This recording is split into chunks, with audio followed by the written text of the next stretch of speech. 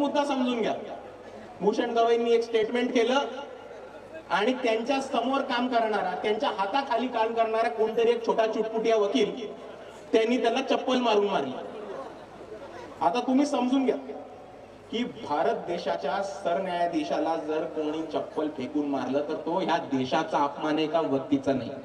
तो भारताच्या न्याय व्यवस्थेचा अपमान आहे आणि तो भारताच्या संविधानाचा अपमान आहे, हे आपण सर्वांनी समजून घेतलं पाहिजे. आणि दुसऱ्या बाजूला काल आपण बघितलं असेल तर न्यूयॉर्क मध्ये एक टाइम्स स्क्वेअर म्हणून जागा आहे. त्या न्यूयॉर्कच्या टाइम्स स्क्वेअर मध्ये सवर्ण, उच्चवर्णीय, उच्चवर्गीय भारताच्या नागरिकांनी भूषण गवईंच्या विरुद्ध एक मोर्चा काढला. त्या मोर्चामध्ये त्यांच्या फोटोला चप्पल मारण्यात आली. त्या मोर्चामध्ये त्यांचा पुतळा जाळण्यात आला.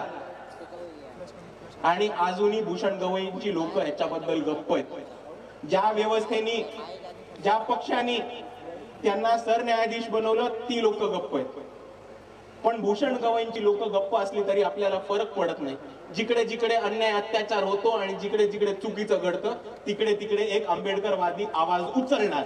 आणि म्हणून भूषण गवईंची कितीही मतभेद असले तरी त्यांच्याशी चुकीची घटना झालीये त्याच्या विरुद्ध आम्ही बोलणार आणि रडत राहणार.